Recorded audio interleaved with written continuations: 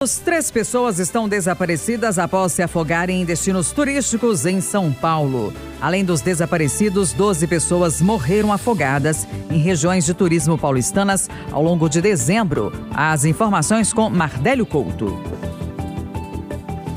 Bom dia para você, Kátia Pereira. Bom dia, Gustavo Cícero, ao ouvinte que nos acompanha. Esse balanço atualizado, divulgado pelo Grupamento de Bombeiros Marítimos, aponta que esses casos de desaparecimento aconteceram em 3 cidades diferentes aqui de São Paulo: Bertioga, Itanhaém e também em Praia Grande. Nesse mesmo período de fim de ano, como vocês destacaram, 3 mortes por afogamento foram registradas aqui no território paulista. Uma das mortes foi de um jovem de apenas 20 anos que foi encontrado sem vida após se afogar na última quarta-feira em Praia de Camburi, em São Sebastião, aqui no litoral de São Paulo. E chegou a ficar desaparecido por cerca de 1h30 e infelizmente foi encontrado sem vida. Os novos dados dos bombeiros apontam ainda outras 2 mortes no Guarujá e também na Praia Grande. Em dezembro, esse período de férias, também de recesso, 12 pessoas morreram afogadas aqui em São Paulo. Kátia e Gustavo, esses números poderiam ter sido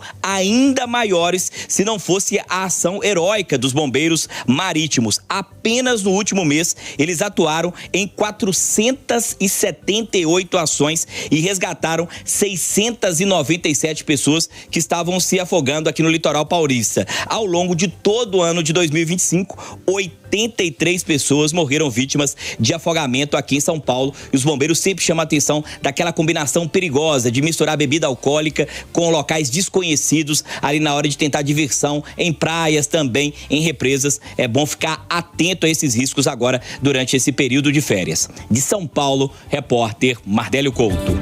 8h25. E diante de tantos casos de afogamento, o Corpo de Bombeiros de Minas dá orientações e reforça formas de se proteger contra os acidentes em cachoeiras. É só sair aquele solzinho com o calor dessa época do ano que muita gente procura cachoeiras, clubes e piscinas para se refrescar em BH e região. Mas antes de entrar na água é preciso ter atenção para evitar acidentes graves e tragédias. A primeira dica é simples e muito importante: avaliar a segurança do local. Veja se a água é funda, olhe se tem pedras, buracos e galhos escondidos. A orientação das autoridades em saúde é nunca saltar de locais altos. O impacto pode causar ferimentos graves ou até morte. Já em rios e cachoeiras, o perigo são as correntezas. Elas podem puxar o banhista para baixo ou para longe da margem. É preciso ficar ligado também nas piscinas que oferecem risco, principalmente para as crianças.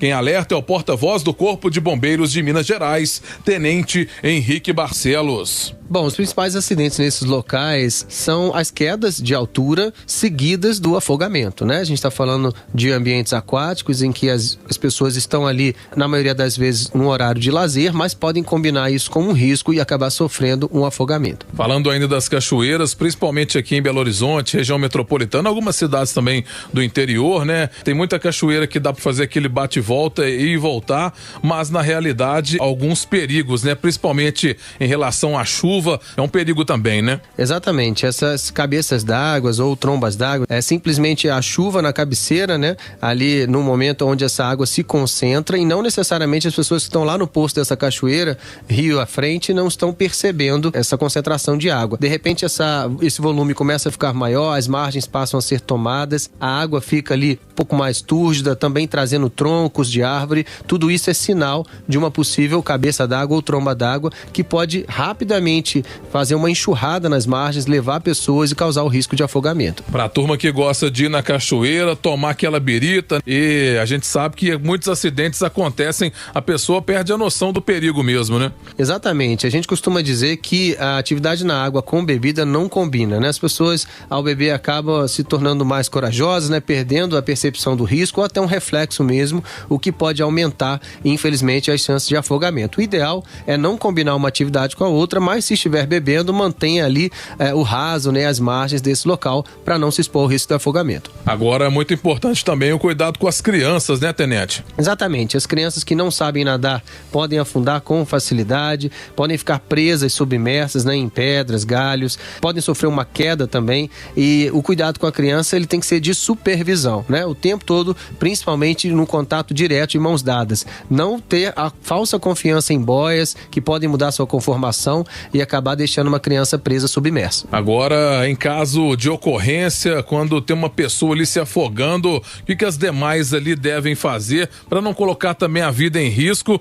O Corpo de Bombeiros Militares de Minas Gerais não orienta que pessoas sem treinamento entrem na água para retirar uma vítima. Isso é uma atividade muito perigosa, exige um treinamento intenso da nossa corporação, mas há algo a se fazer. Primeiro, acionar a nossa corporação pelo número 193, depois tentar fazer chegar até essa vítima um meio em que ela possa alcançar, né, e sair dali da água, seja um objeto prolongado, seja um cabo de vassoura, um galho ou até um objeto flutuante, para que, sem se expor ao risco, você consiga retirar a pessoa de dentro da água. Caso a pessoa, tenente, tenha ali alguma noção desses primeiros socorros, né, já fez ali um curso, visto que a pessoa já está fora da água, a vítima, o que o socorrista ali deve fazer? Primeiramente, checar os sinais vitais, ver se essa vítima respira, se ela tem pulso, circulação, e deitá-la ao lado direito. Isso melhora a saída de água das vias aéreas, o que já é um grande avanço aí nesse atendimento. Pra gente fechar, tem a questão também dos clubes, né? Muitas pessoas, crianças,